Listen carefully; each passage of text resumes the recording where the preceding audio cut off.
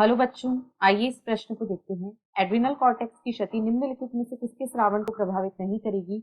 विकल्प ए एल्डोस्टेरोन, विकल्प बी एंड्रोस्टेनिडियोन तथा डिहाइड्रोएपिएंडोस्टेरोन, विकल्प सी एल्ड्रिनलिन के या विकल्प डी कॉर्टिसोल के। इस प्रश्न की जो मुख्य अवधारणा है, मुख्य अवधारणा वह है एड्रीनल। यहाँ पर हम एड्रीनल ग्रंथि और इसके द्वारा स्रावित हार्मोनों के बारे में देखेंगे। तो एड्रीनल ग्रंथि को दो भागों में विभाजित किया जा सकता है। इसे दो भागों में विभाजित किया जाता है, एड्रीनल कॉर्टेक्स तथा मेड्यूला। एड्रीनल कॉर्टेक्स तथा एड्रीनल मेड्यूला, ये दोनों ही भाग अलग अलग हार्मोनों का स्रावन करते हैं। जो कॉर्टेक्स वाला भाग है, इसके द्वारा जो मुख्य हार्मोन स्रावित होते हैं वे इस प्रकार हैं। एल्डोस्टेरॉन जो कि एक मिनरलोकॉर्टिकॉइड है, कॉर्टिसोल जो कि एक ग्लूकोकॉर्टिकॉइड है, और इसके साथ ही इससे एंड्रोस्टेनिडियोन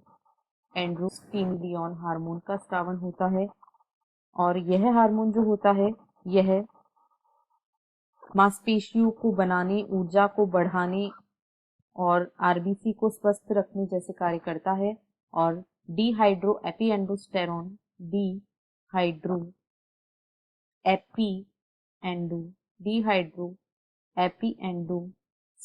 हार्मोन का स्रावन भी एड्रिनल कॉर्टेक्स के द्वारा ही होता है। तो ये जो सभी हार्मोन हैं, ये एड्रिनल कॉर्टेक्स के द्वारा स्रावित होने वाले हार्मोन हैं। और कॉर्टिसोल जो है, यह भी एड्रिनल कॉर्टेक्स से स्रावित होता है। तो ये सभी हार्मोन यदि एड्रिनल कॉर्टेक्स को क्षति पहुंचती है तो इनका स्रावन प्रभावित होगा। जबकि यदि मेडुला की बात करें तो मेडुला के द्वारा एड्रीनलिन तथा नॉर एड्रीनलिन हार्मोन स्रावित होते हैं। इनके द्वारा एड्रीनलिन तथा नॉर एड्रीनलिन हार्मोन का स्रावन होता है।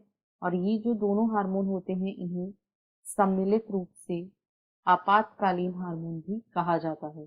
अतः यदि एड्रिनल कॉर्टेक्स की क्षति होगी तो यह एड्रीनलिन हार्मोन के स्रावन को प्रभावित नहीं करेगी, क्योंकि यह कॉर्टेक्स से नहीं बल्कि मेडुला के द्वारा स्रावित होता है। शेष सभी हार्मोन कॉर्टेक्स से स्रावित होते हैं, इसलिए इन हार्मोनों की जो स्रावन है उसे एड्रिनल कॉर्टेक्स की क्षति प्रभावित करेगी। आशा है आपको प्रश्न समझ आया होगा। धन्यवाद।